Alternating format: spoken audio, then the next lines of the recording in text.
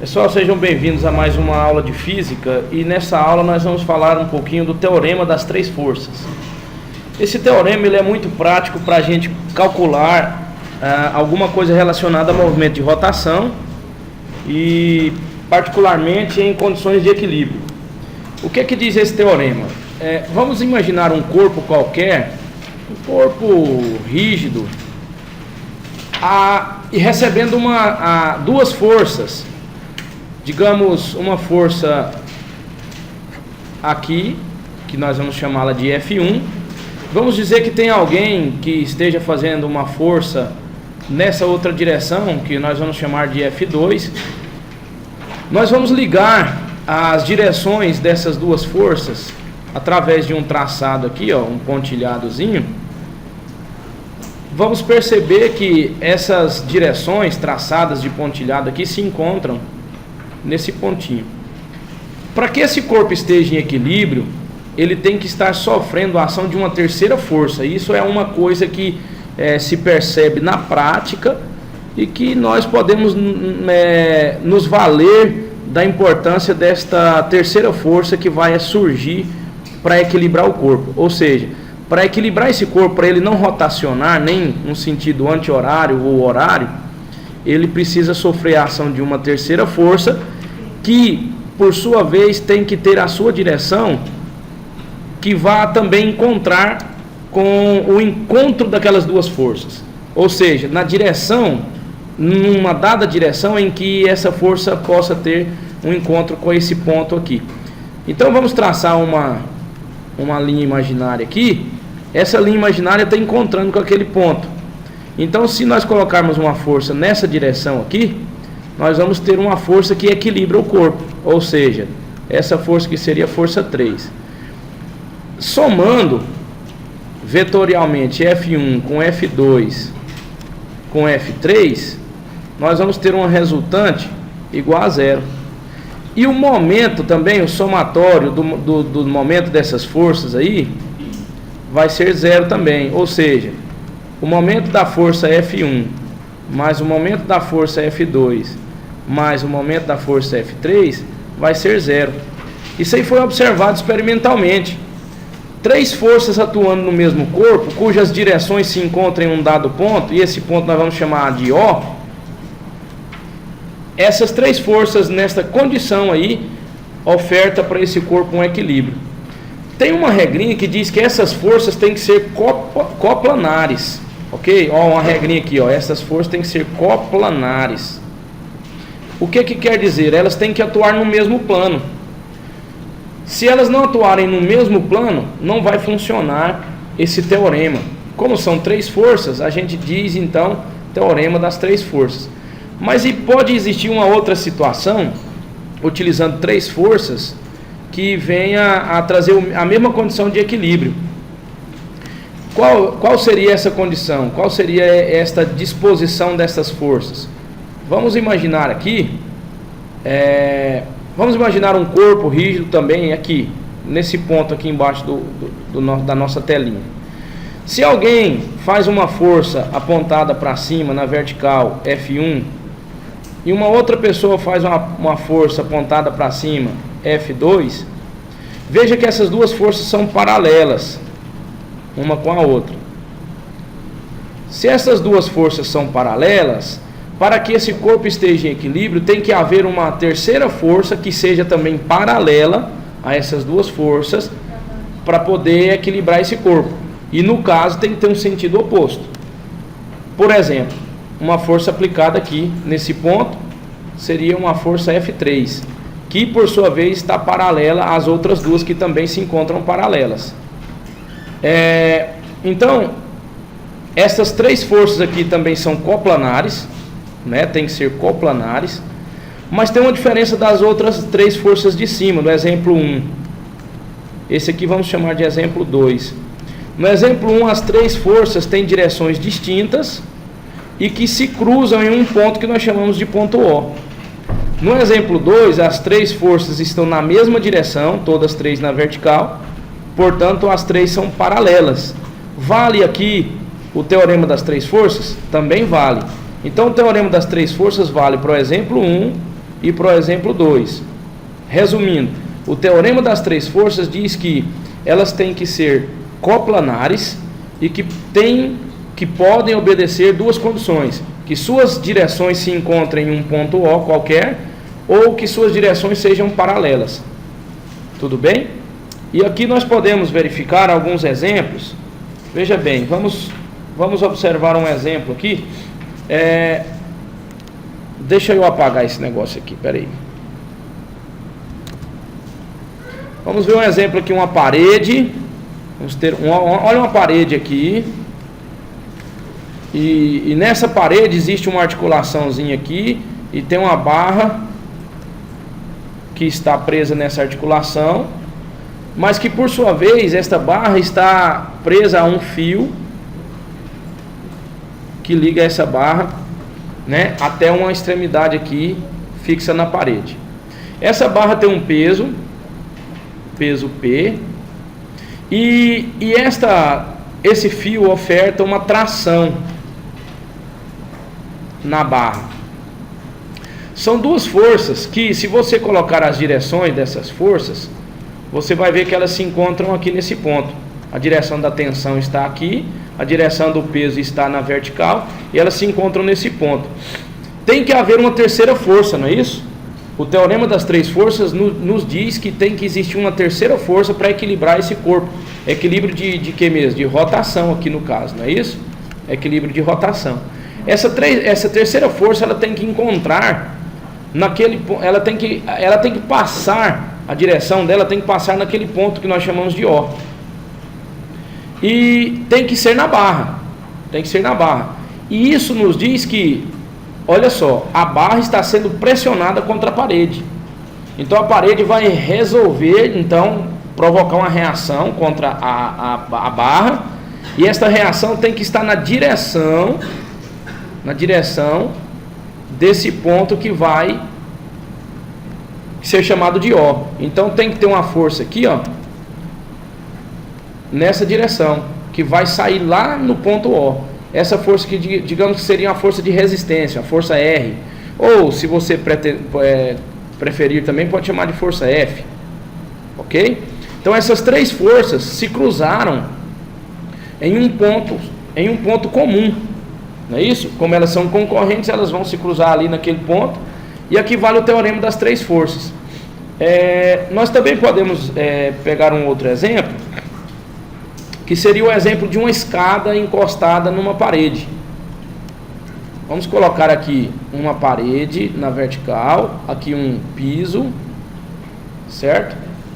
Aqui a parede, aqui o piso, e vamos colocar uma escada que esteja escorada aqui nessa parede e também no piso.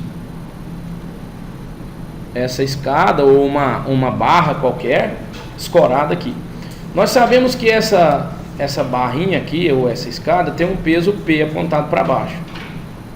Nós sabemos que na parede aparece uma força de contato aqui normal à superfície da parede. Essa força aqui chama-se normal, né? Vamos chamar ela de normal. Essas duas forças, elas se encontram, suas direções se encontram aqui nesse ponto aqui. Esse é o nosso ponto O. Para que haja equilíbrio, tem que aparecer uma terceira força, não é isso? Tem que aparecer uma terceira força. Essa terceira força tem que se encontrar com aquelas duas direções que se encontram no ponto O. Essa terceira força, ela tem que estar sendo aplicada na barra, que no caso seria nesse ponto que eu estou marcando aqui, no pezinho da barra. Então essa força vai estar apontada na direção em que haverá o encontro com as outras duas forças, ou seja, essa força vai aparecer, vamos colocar aqui de verde, essa força vai aparecer nesta direção aqui, ó. Essa força aqui seria a reação, né? Ou força F, como queiram. Então tem duas situações aqui em que nós visualizamos o teorema das três forças e que é muito aplicado no que diz respeito à estática dos corpos rígidos, no que se trata de equilíbrio de corpos rígidos, ok? Agora vamos resolver alguns exercícios. Vamos então aqui para o exercício de número 18 do livro, nosso livro texto, né, que é o Universo da Física 2, do José Sampaio e do Caio Calçada, José Luiz Sampaio e Caio Sérgio Calçada, página 44, do capítulo 2. Um bloco C homogêneo e de massa 16 kg está apoiado em uma barra homogênea de massa 8 kg, a qual por sua vez está apoiada em dois suportes, o S1 e o S2. A pergunta é: qual é a intensidade das forças exercidas pelo suporte sobre a barra?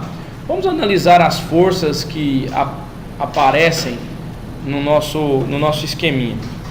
Primeiro, a barra tem uma força aqui apontada para baixo, vou chamar de PB, que é o peso da barra. O corpinho aqui que está em cima da barra tem um peso apontado para baixo, que eu vou chamar de peso C. O ponto de apoio S1 tem uma força que aponta para cima, que é a força normal, 1. E o ponto de apoio 2 tem uma força apontada para cima, que é a normal, 2. Se você observar, nós temos 4 forças. Mas nós temos que escolher, olha só, nós temos que escolher, a palavra certa é essa daqui, ó. Escolher um ponto que seja o nosso ponto de rotação, ou que nós chamamos de polo. Polo. O que é esse polo? É um ponto O, que nós estamos falando sempre nas aulas de momento, que corresponde ao ponto que nós temos ele como o eixo de rotação, um provável eixo de rotação. Eu vou escolher, isso é arbitrário, você escolhe da maneira que você quer. Eu vou escolher o ponto O como sendo esse ponto de verde aqui, ok? Esse aqui é o meu ponto O, é o meu eixo de rotação. Se eu colocar esse ponto aí como ponto O, a força N1 não vai realizar nenhum tipo de torque na barra, porque a força N1 está sobre o ponto de rotação, ok? Agora, a força peso B, peso C e N2 vão provocar momentos ou torques na barra. E se vocês observarem, peso B, peso C e normal são todas paralelas e tem duas para baixo e uma para cima. Não vale o teorema da terceira, das três forças. E agora?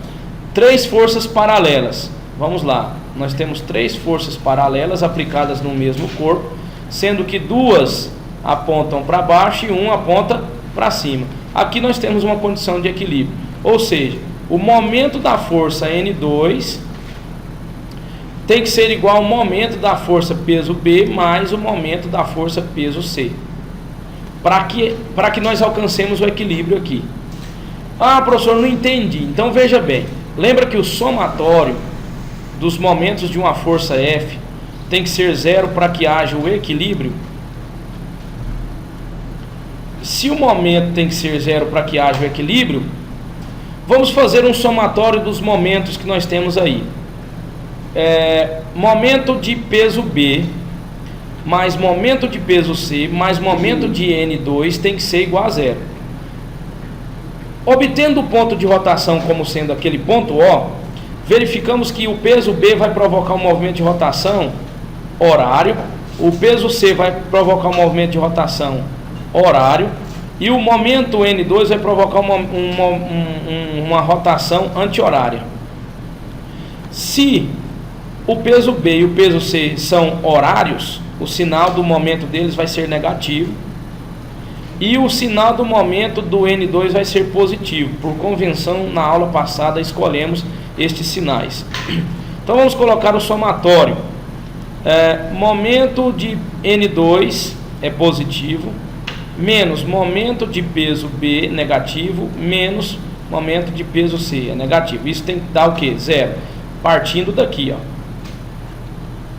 Agora, se eu jogar o momento de peso B e o momento de peso C para o lado direito do sinal de igualdade, nós não vamos chegar nessa expressão que nós colocamos aqui no início? Sim. Então, podemos partir daqui. Momento de N2 é N2 vezes a sua distância, que eu vou chamar de D2.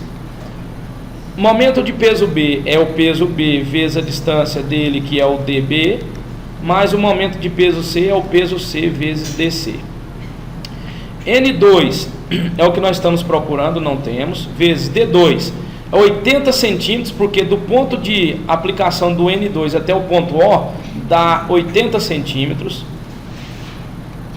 Peso B é o peso da barra, e a barra tem 8 quilos, então o peso dela é 80, vezes DB, que é a distância da aplicação do peso B até o ponto de rotação, que vai ser essa distância aqui, DB, que é a metade da barra, porque o centro de gravidade da barra não é no meio, porque ela é uma barra homogênea, então concentra-se bem no centro geométrico dessa barra, ou seja, 40 centímetros, mais o peso C, que é o peso do bloquinho que está apoiado na barra, e que por sua vez tem 16 kg de massa, então o seu peso é 160, vezes. Agora, a força peso C está aplicada no centro de gravidade do bloco C, que é o centro geométrico, pois é uma figura homogênea, que vai ser então a distância entre o ponto de rotação e o centro de gravidade do bloco C, que vai dar, veja bem, esse pedacinho aqui são 10 centímetros, mas esse outro pedação aqui são 60 centímetros, um total então de 60 mais 10 vai dar 70 centímetros. 70 centímetros. Então vamos voltar aqui com a nossa cor de verde, 70 centímetros. Realizando a nossa continha, fica 80 N2, que é igual a 8 vezes 4, 32, então dá 3.200, mais 0 vezes nada, nada, 6 vezes nada, nada, ou melhor, 7 vezes nada, nada, né? 7 vezes 6, 42 vai 4, 7 e 4 vai dar quanto? 11, né? 11.200. Podemos dizer então que N2 é igual a 14.400 dividido por 80. Você pode até cortar esses dois zeros aqui, vai dar quanto? 14 por 8 dá 1, sobra 6, e desce o 4, 64, então 8 vezes 8, 64, então fica 8 aqui, desce um zero lá, 180 newtons. 180 newtons é o N2, mas agora eu quero saber o N1. Para saber o N1, vamos fazer o seguinte, vamos colocar a barra aqui como um esqueminha bem simples, e vamos observar as forças que estão atuando na barra. Essa barra não ficou muito bonita, mas tudo bem. Tem uma força N1 aqui, uma força N2 de cá, uma força peso P do outro lado e uma peso C logo aqui. Esquece do movimento de rotação, olha para as forças atuando no corpo baseado na segunda lei de Newton. A segunda lei de Newton diz que o somatório de todas as forças F aí tem que ser o quê? Zero. Então, se eu coloco N1 mais N2 igual a peso B mais peso C, é o que nós precisamos. Por quê? Porque qual é o somatório dessas forças? É N1 mais N2 mais peso B mais peso C. Isso é igual a zero. Olhando para o sentido das forças, para cima é tudo positivo, então N1 mais N2, para baixo negativo, peso B menos peso C, isso é igual a zero. Passa peso B e peso C para o lado direito, vão ficar iguais, né? N1 mais N2 é igual a peso B mais peso C. N1 não tem, N2 180, achamos agora há pouco, o peso da barra é 80, o peso do bloco é 160. Vai ficar então N1 igual a 80 mais 160, 240 menos 180. N1 então vai ser 60 newtons. Então vamos aqui para o exercício de número 19. No sistema esquematizado ao lado, a barra é homogênea, tem peso P de intensidade 200 newtons e o fio é ideal. Calcule as intensidades da tração no fio e da força F exercida pela articulação A sobre a barra. E letra B, represente no diagrama as forças T, F e P. Veja bem, nós temos a barra que tem um peso aqui no centro de gravidade, é um peso P de 200 newtons, né? 200 newtons. Existe uma tensão, uma tração que está aqui, nesta parte aqui, Vamos chamá-la de T. E a pergunta é: qual é o valor dessa tensão e qual é o valor da força realizada pela parede sobre a barra? Vale lembrar que essa tensão aqui, para que a gente calcule ela, nós precisamos lembrar que ela, como ela está tentando rotacionar a barra, ela tem um torque, ela tem um momento. A força-peso também tem um momento. Se as duas forças estão atuando no mesmo corpo, produzindo momentos com sentidos diferentes, nós precisamos entender a condição de equilíbrio desta barra. Qual que é a condição de equilíbrio de rotação? Que o momento, ou melhor, o somatório, né, dos momentos de uma força tem que ser zero. Mas vale lembrar então que o momento da força de tração está sendo o que? Está sendo anti-horário. Então ele é positivo. O momento da força-peso, ele tá tentando, a força-peso está tentando fazer um movimento o quê? Movimento horário, então é negativo. Então o momento da força de tração menos o momento da força-peso tem que ser zero. Aí eu coloco que o momento de tração tem que ser igual ao momento da força-peso. Tudo bem? Mas para eu calcular o momento da força de tração, eu posso calcular de duas maneiras. Primeiro, eu considero a direção da força de tração que está ao longo da corda, e ao ponto O de rotação, que é esse ponto aqui, eu traço uma linha que vai do ponto O até a reta imaginária na direção da tração.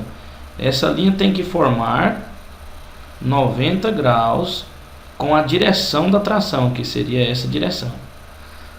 Essa linha aqui é o que nós chamamos de braço de alavanca.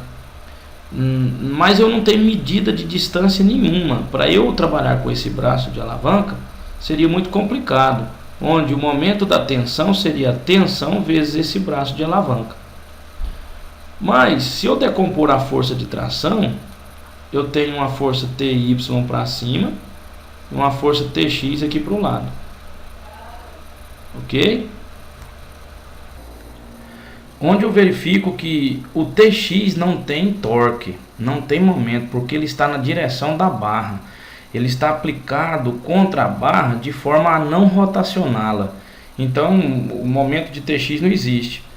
O TY é a única força que nos restou para T, então o TY é o grande representante para promover torque na consideração da tração. Ou seja, o momento da tração pode ser dado também como momento da tração Y, ok? Momento de T é a mesma coisa que momento de TY, tudo bem? Igual a momento de peso. Então aqui fechou, a nossa equação mestre está aqui. Momento de TY vai ser TY vezes a distância de TY até o ponto de rotação, que é o tamanho da barra todinho, porque o TY está aplicado aqui na extremidade direita da barra e o ponto de rotação está na extremidade esquerda. O comprimento da barra todinha é a distância do ponto de aplicação de TY até o ponto de rotação. Vamos chamar essa distância de X. Igual ao momento da força-peso, é a força-peso vezes a distância da força-peso ao ponto de rotação. Como está no meio da barra, é a metade de X, ou seja, X sobre 2. X sobre 2. Podemos cortar o X, né, dos dois lados, vai ficar TY é igual a peso sobre 2. Agora veja que TY, vou mostrar aqui com uma cor um pouquinho diferente. O TY, se você observar muito bem, ele está apontado para cima, não é isso? O TX está apontado para a esquerda, e fechando aqui nós temos o T na diagonal. Aqui está o ângulo de 30 graus. O TY está bem aqui, fechando um ângulo, um triângulo retângulo, que eu vou pintar de verde aqui, onde o cateto oposto é TY e a hipotenusa é T. Então, o seno de 30 graus é o cateto oposto, que é o TY, dividido pelo cateto adjacente. Então, TY, por definição, por multiplicação de T vezes seno de 30, já temos quem é o nosso TY. Eu posso substituir aqui? Eu posso colocar aqui. Eu vou até mostrar para vocês aqui o que foi feito? Trazer para cá a visão de vocês. Viu que aqui, ó, nessa parte de verde aqui no cantinho aqui, eu coloquei o que eu acabei de falar. Aqui o triângulo retângulo que eu pintei, né? TY na vertical, que pode ser transposto para cá, TX na horizontal e a tração aqui na diagonal. Sendo que o TY então vai ser tensão vezes seno de 30. Eu posso substituir então TY aqui por tensão vezes seno de 30 igual a peso sobre 2. Onde seno de 30 é meio, então fica T sobre 2, que é igual a peso sobre 2. Ou seja, corta os dois lá, vai ficar tensão igual a peso. Quanto que vale então? 200 newtons. O peso é 200 newtons. Ok? Agora, para a gente calcular a força N, vamos fazer a seguinte observação. Vamos lembrar do teorema das três forças. Ok? A direção da força T está na corda. Aqui de amarelo. Essa direção aqui. A direção da força peso está aqui de amarelo também. E elas então se encontram nesse ponto de rosa. Para que o corpo esteja em equilíbrio, o teorema das três forças diz que tem que ter uma força que passa nesse mesmo ponto. Eu posso dizer que essa força, a direção dela, seria dada nessa direção aqui, onde a força F, a nova força, seria aqui nessa direção, estaria nessa direção, ok? E essa força tem suas componentes também. Ela tem uma componente aqui na vertical e uma componente aqui na horizontal. É Fx e Fy. Lembrando que a nossa tração também tem uma componente aqui, Ty, e outra na horizontal, Tx. Vale lembrar então que a barra agora, por sua vez, vai ter essa seguinte conformação de forças aqui, ó. Vamos colocar aqui a barra, onde eu tenho um TY aqui, eu tenho um TX aqui, eu tenho um FY aqui, eu tenho um FX aqui, e eu tenho um peso aqui. Onde que fica a tensão e a força F? Uma vez representando as suas coordenadas, elas não precisam aparecer no diagrama. Então eu tenho três forças na vertical e duas forças na horizontal. Pela segunda lei de Newton, F de x tem que ser igual a Tx, porque a barra não vai para a direita e nem para a esquerda, e Tx com Fx estão concorrendo. E também pelo teorema das três forças, ou pela segunda lei de Newton, da mesma forma, eu posso dizer que peso é igual a Fy mais Ty. Não é isso? Posso dizer exatamente isso. Então vamos lá. Quem é peso? Peso é 200. Quem é Fy? Fy, não temos o valor ainda. Vamos colocar aqui Fy. Quem é Ty? Ty é exatamente, lembra daquela equação que colocamos no começo?